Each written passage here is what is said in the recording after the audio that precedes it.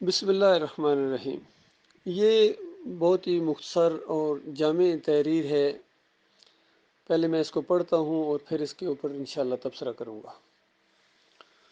قرآنی تعلیم کے مطابق انسان کی سب سے بڑی ذلت یہ ہے کہ وہ اپنے عیش و آرام یا مال و دولت یا اہل و عیال کی محبت میں مبتلا ہو کر حفاظت حق کی سختیوں سے ڈرنے لگے اور باطل کو طاقتور دیکھ کر اس کی غلامی قبول کرنے کے لیے آمادہ ہو جائے۔ یہ ذوف جو در حقیقت جسم و جان کا ذوف نہیں بلکہ قلب و ایمان کا ذوف ہے، جب کسی قوم میں پیدا ہو جاتا ہے تو اس کے اندر سے عزت و شرافت کے تمام احساسات خود بخود دور ہو جاتے ہیں اور اعلی حق کی اعلیٰ خدمت کو انجام دینا تو درکنار، وہ خود بھی اپنے آپ کو حق کے راستے پر قائم رکھنے میں کامیاب نہیں رہ سکتا یا سکتی، شاید قوم کا معاملہ ہو رہا ہے۔ نیچے لکھا ہوا ہے حوالہ، یہ ابو الاعلیٰ مودودی لکھا ہوا ہے۔ دیکھیے، کاش مودودی صاحب خود اس کے اوپر عمل کرتے، اس بہترین بات کے اوپر خود بھی عمل کرتے، کیونکہ حق دعوت شروع میں انہوں نے اٹھائی تھی اور کچھ لوگ بھی سنجیدہ قسم کے لوگ ان کے ساتھ ہو گئے تھے، لیکن جب تھوڑی سی انہوں نے قوت پکڑی، تھوڑی سی اجتماعیت قائم ہوئی تو یہ دنیا کی طرف جھک پڑے۔ انہوں نے پھر الیکشن کی طرف آ کے جمہوریت کا رخ کیا اور جمہوریت کے لیے پہلے اقتدار حاصل کر لو اور پھر اس اقتدار کو غلبہ دین الہی کی طرف پھیر دو، اس طرح کے فلسفے انہوں نے پیش کیے۔ اور ظاہری بات ہے اللہ تعالیٰ نے صلاحیت دی ہوئی تھی بولنے کی بھی، قلم کی بھی، اور جماعت کی ایک اکثریت ان کے ساتھ رہی، لیکن جو صحیح معنوں میں حق کے متلاشی تھے وہ لوگ ان سے آہستہ آہستہ علیحدہ ہو گئے۔ خاص کر ڈاکٹر مسعود الدین عثمانی رحمۃ اللہ علیہ نے ان کا جو آخری اجتماع تھا ماچھی گوٹ میں جماعت اسلامی کا، اس میں بالکل کھڑے ہو کے انہوں نے اعلان کر دیا کہ بالکل تم لوگ حق کو چھوڑ چکے ہو اور اب یہ باطل نظام کے تحت تم اگر دین اسلام کو یا اسلام کو لے آؤ گے تو یہ تمہاری خام خیالی ہے۔ اس چیز کا ذکر ڈاکٹر اسرار نے بھی کیا اپنی ایک کتاب کے اندر، میں نے خود پڑھا، دیوانے کی پکار کے نام سے اس نے یہ مضمون لکھا اور ڈاکٹر عثمانی کا حوالہ دیا کہ ڈاکٹر عثمانی کھڑے ہو گئے رحمۃ اللہ علیہ اور اس طرح پکار پکار کر پورے مجمع کے اندر، لیکن کسی نے نہیں سنی۔ بعد میں ڈاکٹر اسرار کو ڈاکٹر مسعود الدین عثمانی نے کہا کہ چلو آؤ مل کے دین کا کام کرتے ہیں، چونکہ حضرت مودودی صاحب تو گئے۔ تو 3 مہینے کے لیے ڈاکٹر اسرار جو تھے وہ ڈاکٹر مسعود الدین عثمانی رحمۃ اللہ علیہ کے پاس وہاں کیماڑی میں چلے گئے، ان کے کلینک میں کام بھی کرتے تھے۔ انہی دنوں میں ڈاکٹر صاحب نے ان کو اپنی کوالیفیکیشن ذرا بڑھانے کے لیے ایم اے اسلامیات کرنے کے لیے کہا، تو انہوں نے اپنی تھوڑی سی یہ دینی جو تعلیم ہے اس کو بھی آگے بڑھایا۔ درس کے لیے بھی ڈاکٹر صاحب ان کو آگے کیا کرتے تھے۔ لیکن جب ڈاکٹر صاحب رحمۃ اللہ علیہ ان کے یعنی اکابرین کے جو باطل عقائد تھے، خاص کر صوفیوں کے، اس کے اوپر جب چوٹ مارتے تھے اور ان کو اصل مجرم قرار دیتے تھے کہ یہ ہے وہ لوگ جنہوں نے دین اسلام کو بگاڑا ہے، عقیدے کی بات انہوں نے شرک میں بدلی کر دی ہے، تو یہ اس وجہ سے آج یہ خیر نہیں آپ ہو پا رہی ہے۔ اس پر ذرا ڈاکٹر اسرار چڑھتے تھے کہ آپ کسی کو بھی نہیں چھوڑتے، اور جب ڈاکٹر عثمانی رحمۃ اللہ علیہ نے ایمان خالص قسط اول میں سارے صوفیوں کو پوسٹ مارٹم کیا تو ڈاکٹر اسرار برداشت نہیں کر سکے اور وہاں سے اپنا بوریا بستر اٹھایا اور علیحدہ انہوں نے کام کرنا شروع کر دیا۔ بلکہ میثاق رسالہ بھی انہوں نے کالا، جس میں انہوں نے کہا کہ بر صغیر میں تو دین آیا ان صوفیوں کے ذریعے۔ تو یہ اختلاف تھا ڈاکٹر عثمانی رحمۃ اللہ علیہ میں اور ڈاکٹر اسرار میں۔ تو ڈاکٹر اسرار آخری دم تک زندگی پوری صفادت الوجود کے عقیدے کو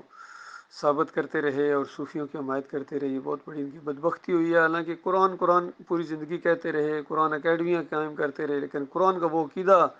نہ خود اپنا سکے نہ اس کو پھیلا سکے، تو یہ بہت بڑی بدبختی ہوتی ہے۔ البتہ ڈاکٹر مسعود الدین عثمانی رحمۃ اللہ علیہ نے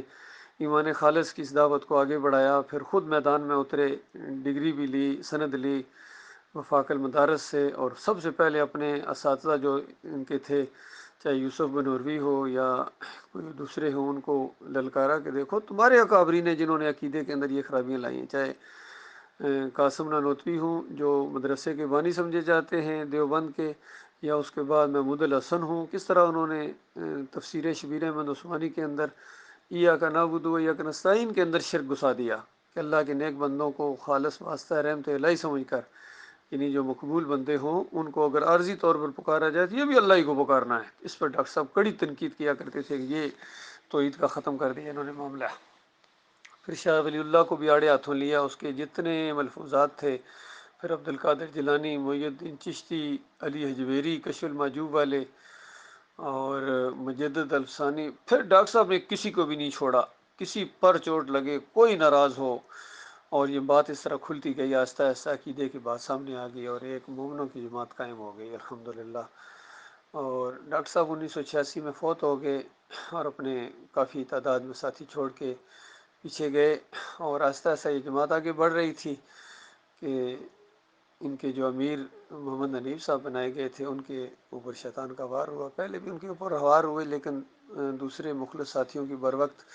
مداخلت کی وجہ سے، خاص کر اعظم صاحب اور آزاد صاحب اور اس طرح کے جو لوگ تھے، انہوں نے ان کا راستہ روکا۔ لیکن آہستہ آہستہ پھر محمد حنیف جو ہیں وہ عقیدے کی خرابی کے اندر مبتلا ہو گئے۔ 2017 کے اندر آ کے انہوں نے سجدہ تعظیمی ثابت کرنا شروع کر دیا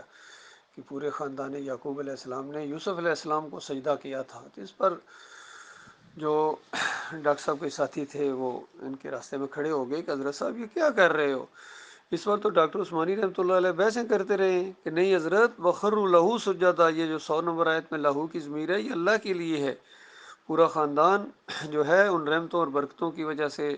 جو اس خاندان پر اللہ تعالیٰ نے کی، وہ اللہ کے سامنے سجدہ ریز ہو گیا۔